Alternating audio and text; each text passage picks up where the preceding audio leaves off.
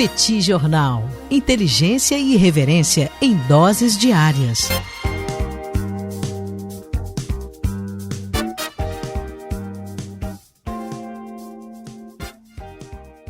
Olá, gente. Bem-vindos, bem-vindas ao Petit Jornal. Esse é o bate-papo número 869.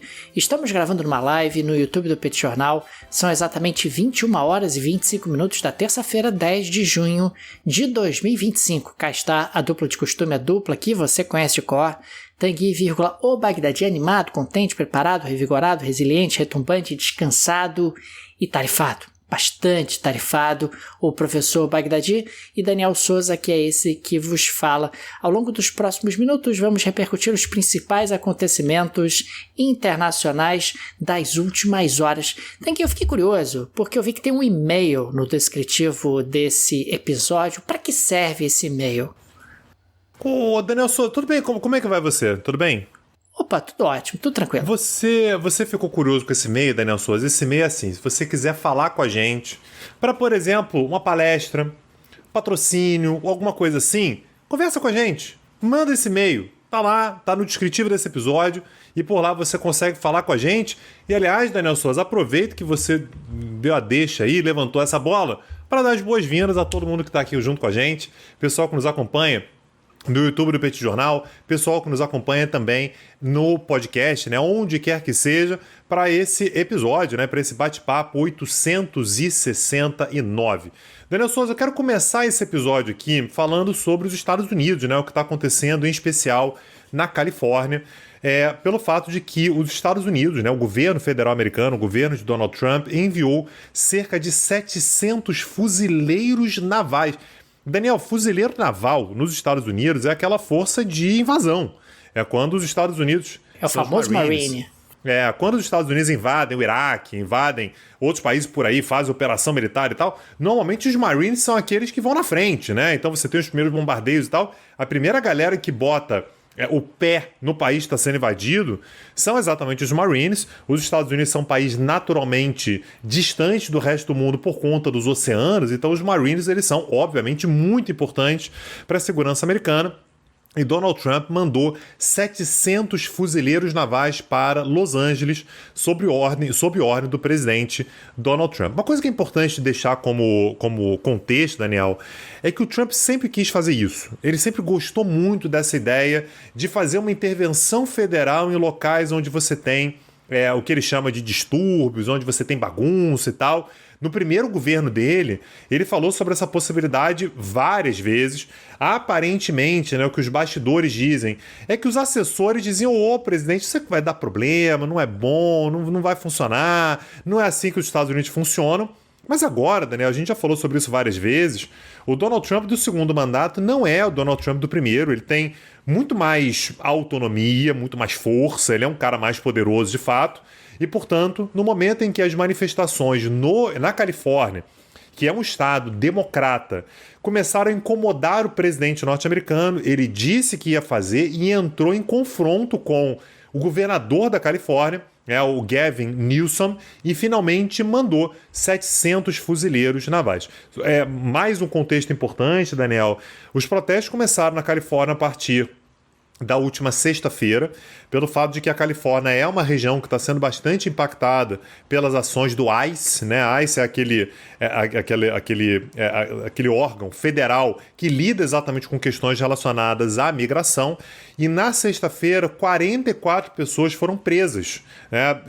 Acusadas ali de serem indocumentadas, de estarem irregulares, e possivelmente para serem inclusive deportadas. Isso levou, portanto, a manifestações que no início, Daniel, eram manifestações que eram pacíficas, né? Você tinha muita gente nas ruas ali com bandeiras de países latinos, em especial do México. Em algumas regiões você teve confrontos com autoridades locais, mas principalmente, Daniel, os manifestantes acabaram cercando prédios federais, por exemplo, do ICE. né, por exemplo, desse órgão federal que lida com questões relacionadas à migração. Donald Trump encontrou nisso, portanto, uma chance para fazer uma intervenção, para se colocar ali como alguém que não tolera ordem, que vai lidar com essa galera, que usa bandeiras estrangeiras, né, de forma indevida, e mandou, portanto, esses 700 fuzileiros navais, além também, Daniel, esse aqui é um ponto muito importante, de 4.000 soldados da Guarda Nacional. Eu acho importante, Daniel, a gente saber o que é a Guarda Nacional.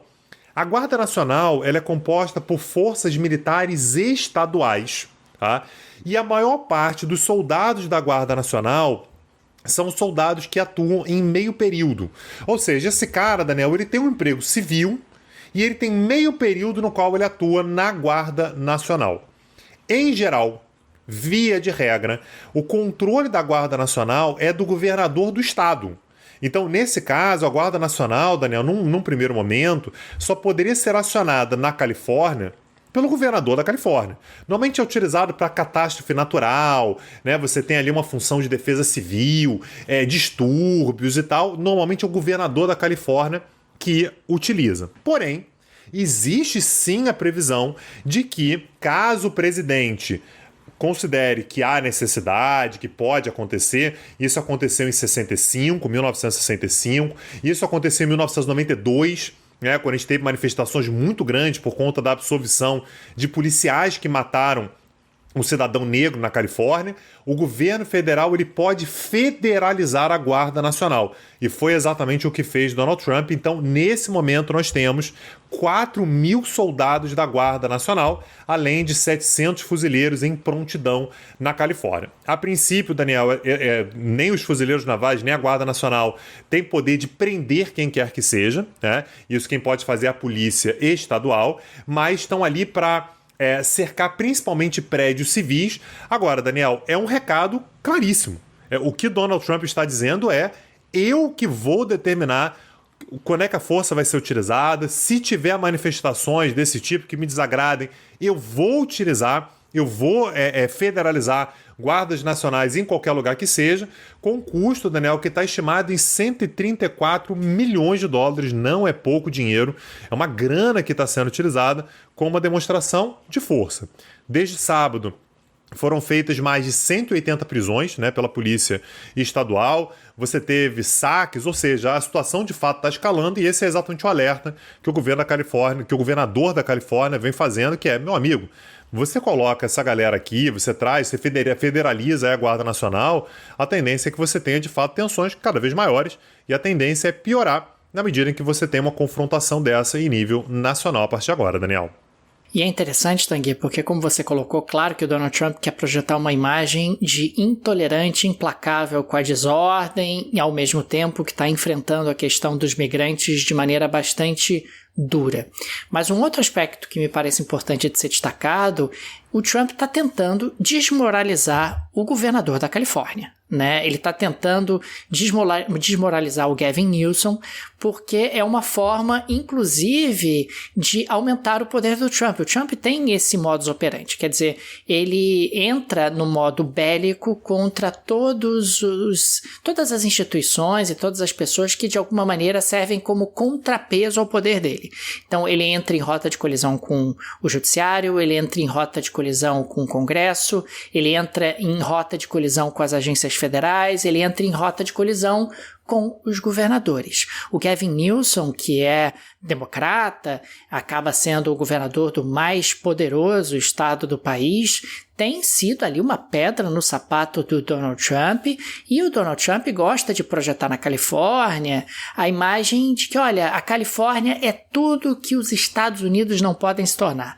A Califórnia não pode os Estados Unidos não podem se tornar essa Califórnia liberal, essa Califórnia muito preocupada com questões ambientais, essa Califórnia que não tem nenhum tipo de cuidado com a moral, os bons costumes americanos, que acaba sendo paraíso dos imigrantes, dos invasores no território americano, e por isso é o Donald Trump, uma vez mais, tentando alargar o seu poder, tensionando o seu relacionamento com as instituições, o que acaba sendo algo contrário a tudo o que os Estados Unidos sempre foram. Esse é sempre um aspecto que me chama demais a atenção. O Donald Trump é alguém que tensiona as instituições americanas que trouxeram os Estados Unidos até aqui, que fizeram dos Estados Unidos os Estados Unidos. O Donald Trump tem ali realmente uma vocação, ou pelo menos um desejo de se tornar meio que um autocrata, alguém que tem poderes ilimitados e sempre sob o argumento de que pode enfrentar o establishment dos diferentes organismos que existem na República Americana. Ô Daniel, aproveitando que a gente está falando sobre Estados Unidos, a gente teve uma informação meio incompleta ainda, né? A gente não sabe exatamente os detalhes, mas ao que tudo indica, Estados Unidos e China chegaram num acordo em Genebra, né? Sobre questões comerciais e tal. O que você já sabe sobre isso, Daniel? Aqui, por enquanto, se sabe muito pouco. A informação que saiu poucos minutos antes do início dessa gravação é que o vice-ministro do Comércio da China afirmou que as equipes de negociação de China e Estados Unidos chegaram ao acordo de estrutura sobre comércio após as conversas e que esse resultado será levado aos respectivos líderes. Ou seja, nós ainda não temos o teor. O que nós sabemos é que seria um acordo preliminar, né? E esse acordo preliminar certamente vai envolver alguma coisa relacionada a terras raras, que é a prioridade colocada pelos Estados Unidos, vai envolver alguma coisa relacionada à exportação, né, de tecnologia de design, de semicondutores, que é algo que interessa à China, mas nós não sabemos qual é o alcance desse acordo.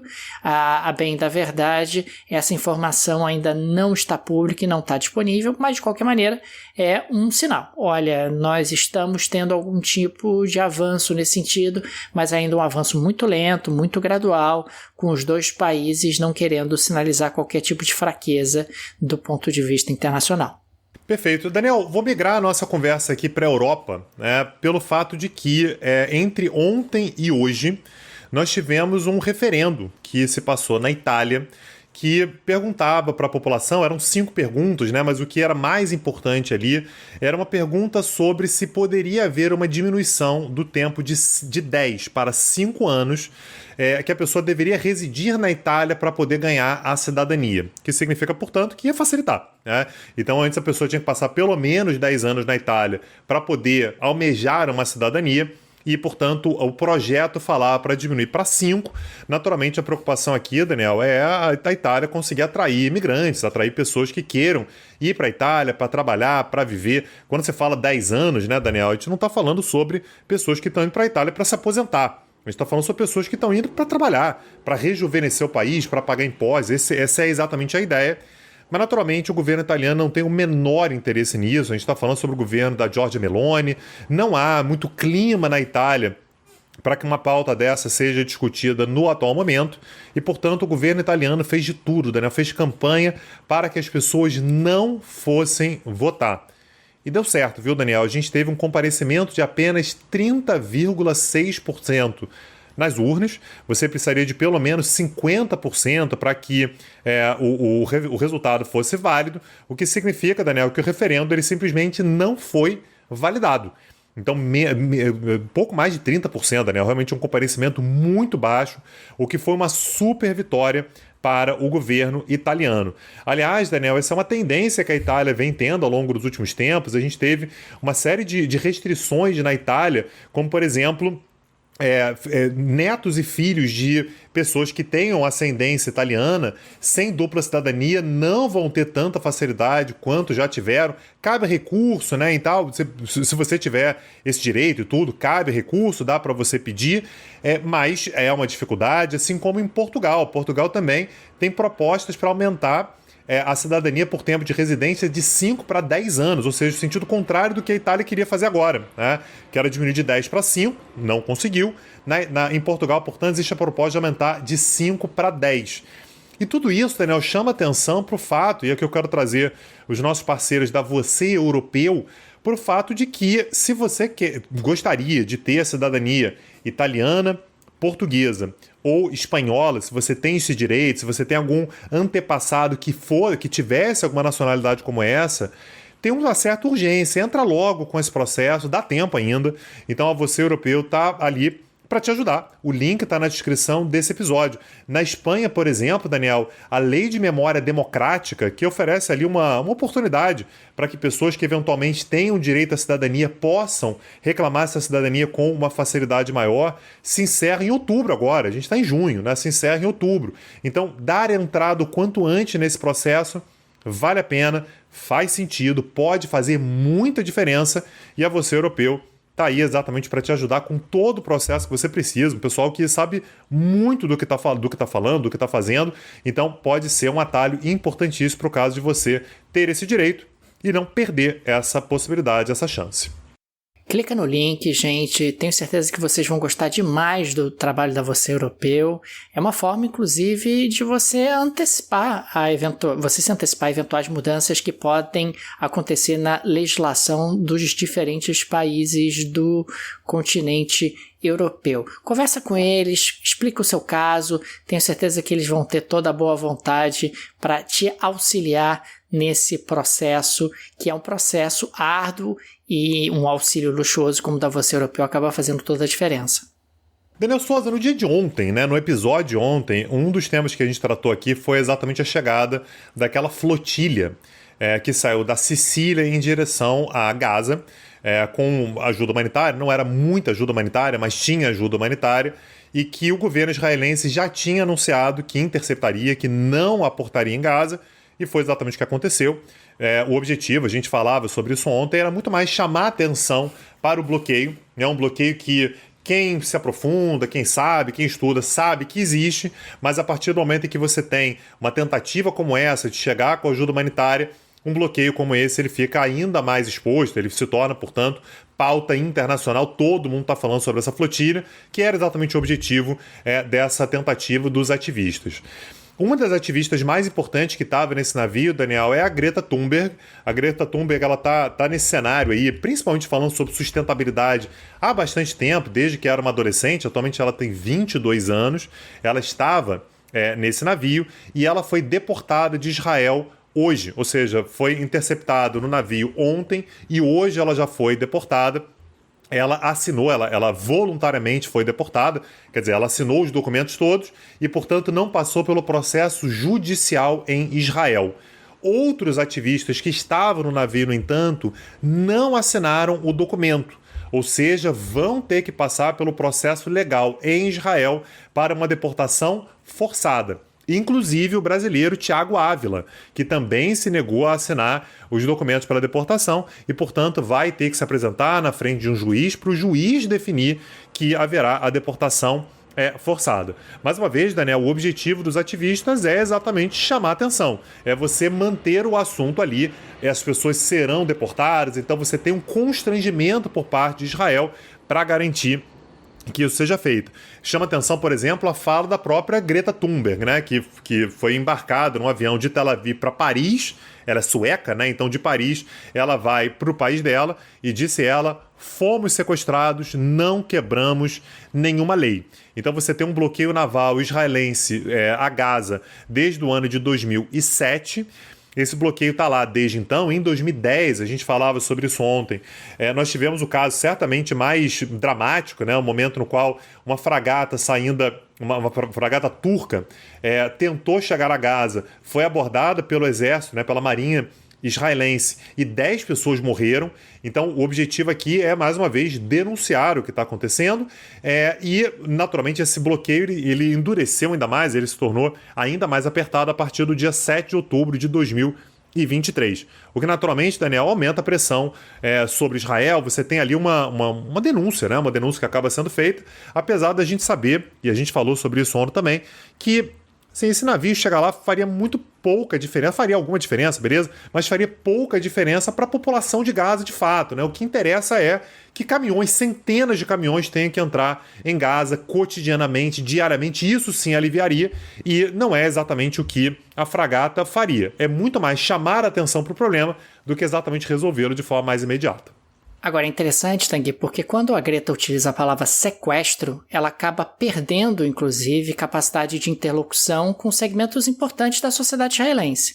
Segmentos que são bastante críticos ao Netanyahu, muita gente que é crítica, inclusive, à postura de Israel em relação a Gaza, e eu vi algumas manifestações no dia de hoje dizendo, olha só, sequestro não, sequestro é o que acontece com os reféns israelenses que foram ali capturados no dia 7 de outubro de 2023 e estão em poder do Hamas. O que aconteceu com vocês na fragata não foi sequestro, né? Você pode criticar o governo de Israel, você pode se recusar a assinar documentos, está tudo certo, é do jogo, você quer chamar a atenção para atividades criminosas que o Estado de Israel tem implementado em Gaza, tudo bem, mas sequestro não é bem a palavra que pode ser utilizada numa situação como essa e me parece que fragiliza o próprio argumento dessas pessoas que queriam chamar a atenção para uma questão sensível, chamar a atenção da comunidade internacional. Ainda falando sobre Israel, Tanguy, eu queria registrar que no dia de hoje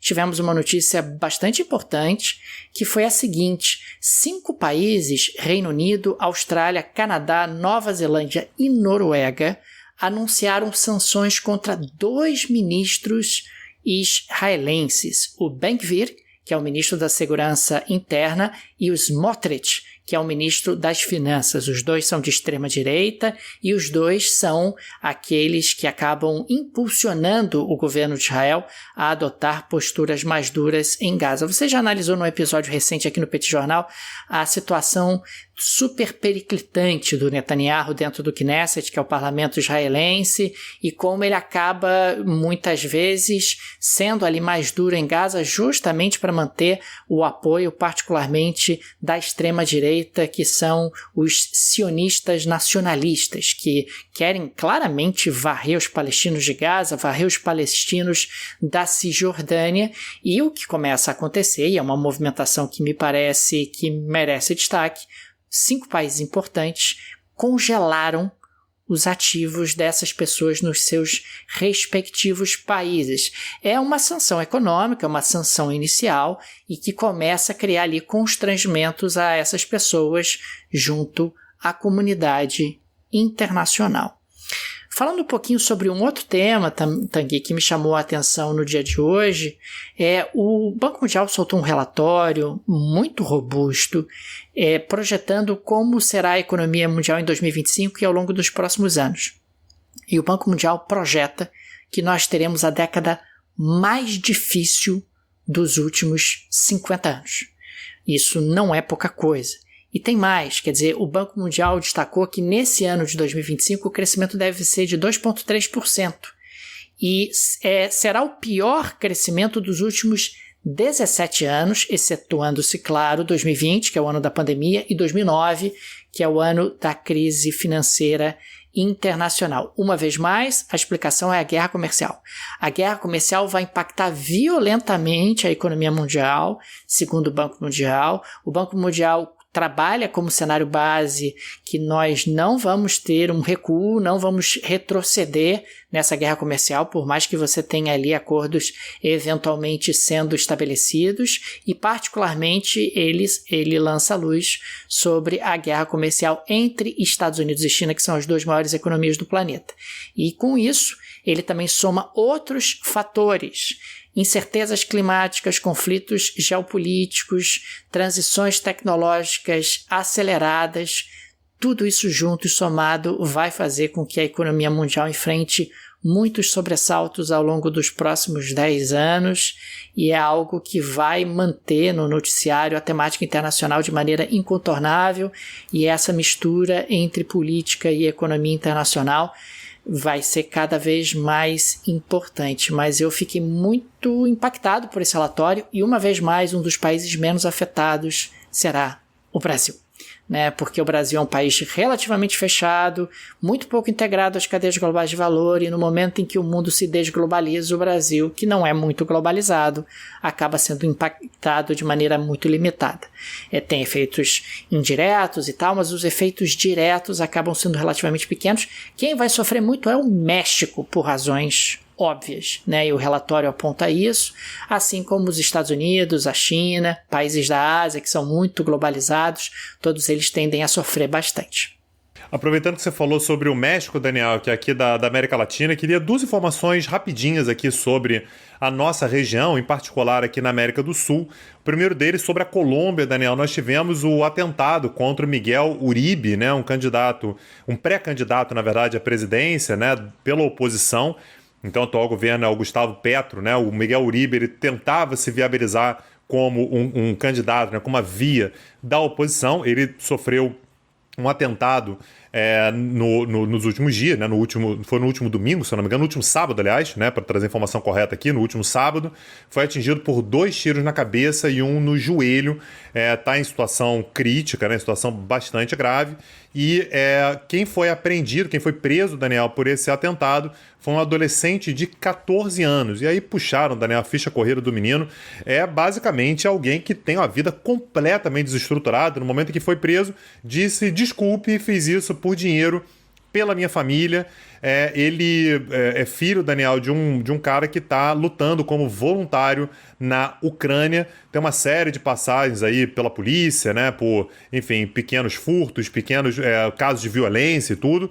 Então dá para ver, né, como é que você tem uma situação de vulnerabilidade econômica, né? Obviamente não justifica em absoluto, mas isso é a cara da América Latina, né? Você tem gente muito desamparada que às vezes pessoas muito poderosas encontram ali como mão de obra para fazer crimes como esses, né? A tentativa de assassinar um candidato à presidência, né? Um senador e candidato à presidência.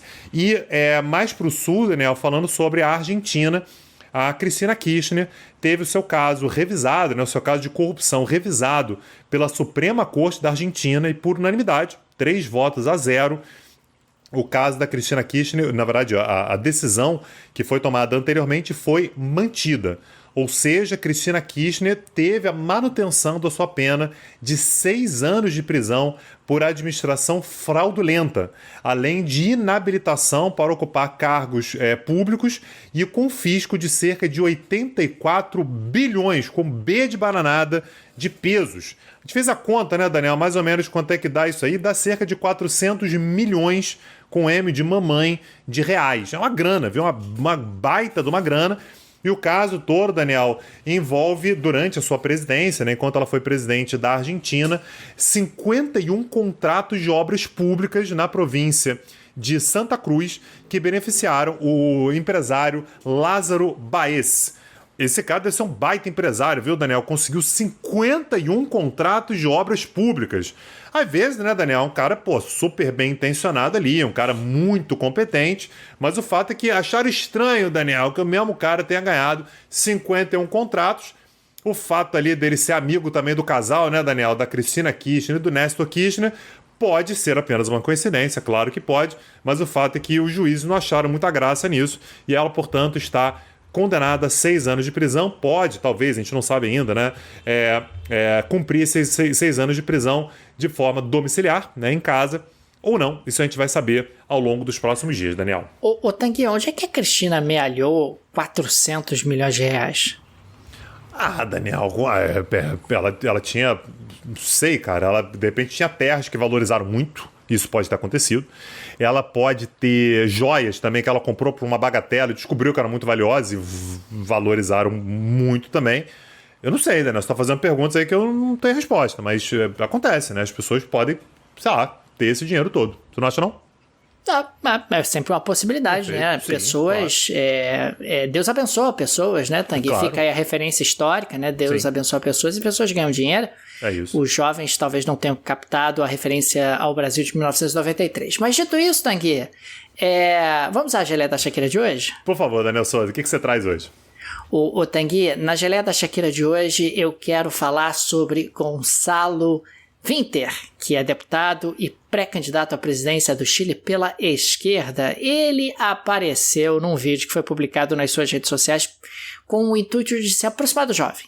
Porque o jovem, Tanguy, é o eleitor do futuro. O jovem é alguém que vota realmente para presidente, alguém que faz campanha. É preciso se aproximar do jovem. E o nosso amigo Gonçalo Winter achou que era uma boa ideia para se aproximar dos jovens chilenos, publicaram um vídeo em que ele aparece como um jogador de PES, de Pro Evolution Soccer.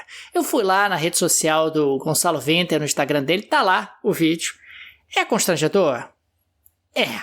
O vídeo é mal feito? Bastante mal feito. Mas, de qualquer forma, é uma tentativa, rapaz. O cara tá tentando se aproximar do jovem, tem que o jovem. Mas o fato é que veio parar na geleia do Shakira. Ó, já funcionou. Já funcionou.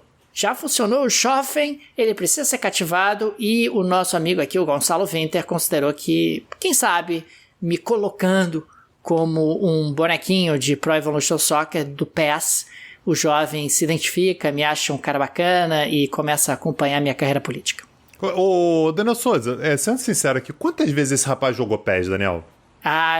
Depois que eu vi aquele vídeo, achei que nunca, Tanguy. Total de zero. FIFA? Nada. Acho que não, cara. Acho que nunca jogou, não. Só pra saber se ele tava ali bem posicionado aí pra cativar o jovem, né? De repente ele podia ser um baita jogador de PES, né? E a gente não tá sabendo, né? Então não parece, não te convenceu. Não me convenceu, porque me pareceu que ele não tem ali muita intimidade, até porque os jogadores de PES devem ficar incomodados, Tanguy, com esse ultraje, digamos assim. Ô, Daniel Souza, eu vou deixar aqui um convite para todo mundo que está nos ouvindo. Na próxima terça-feira, dia 17 de junho, teremos mais uma aula gratuita no Petit Jornal, no YouTube do Petit Jornal, uma aula intitulada Guerra Comercial de Trump, como ela afeta a sua vida. Ou seja, Daniel, a gente vai, claro, contextualizar a guerra comercial, o que está acontecendo e tudo, mas o objetivo aqui é tentar trazer mais para perto da gente. Eu acho que tem mais consequências para a nossa vida do que a gente costuma imaginar. Isso vai impactar empregos, consumo, câmbio, a possibilidade que você tem de viajar ou de trocar de emprego, tudo isso está sendo impactado, será impactado por essa guerra comercial iniciada por Donald Trump. Então fica aqui o convite, é uma aula gratuita, vai ser lá no YouTube do Petit Jornal. Acessa lá, que eu tenho certeza que você não vai se arrepender para você poder se preparar pelo baque que vem aí. Daniel de Souza hoje falou sobre o relatório do Banco Mundial. Pessimista, vai dar tudo errado e tal. Isso é a cara de Daniel Souza, tá, gente? Vai dar tudo errado, meu Deus do céu. Então vamos saber como é que isso impacta, né? Quais são os impactos que isso traz na sua vida também. Acessa lá. Aliás, aproveita, vou deixar aqui o pedido, tá, Daniel Souza? Eu sei que isso não estava nem no script aqui, não. Se inscreve lá no canal do Petit Jornal no YouTube, isso ajuda demais a gente. Temos, inclusive, o canal de cortes. O link também está na descrição desse episódio. Os cortes lá do Petit Jornal, feitos com muito carinho. Acessa lá e curte, porque ajuda demais a gente. Fica aqui também o nosso agradecimento aos apoiadores e apoiadoras do Petit Jornal, vocês que ajudam a manter esse projeto de pé. Fica o nosso carinho, o nosso abraço, o nosso muito obrigado a cada um de vocês. O Petit é uma mídia pequena, não tem nenhuma produtora por trás, nenhum conglomerado por trás, e por isso a ajuda de nossos apoiadores é tão importante, e por isso registramos sempre o nosso agradecimento. Fica também o convite. Se você gosta do nosso projeto, se ele faz diferença na sua rotina, considere nos apoiar. No descritivo desse episódio tem várias alternativas. Tem a chave Pix, uma forma prática e instantânea de apoiar o Petit Jornal. Você pode inclusive ativar o Pix recorrente.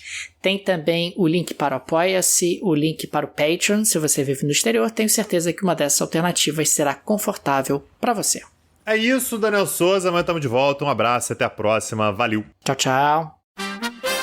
Petit Jornal. Inteligência e irreverência em doses diárias.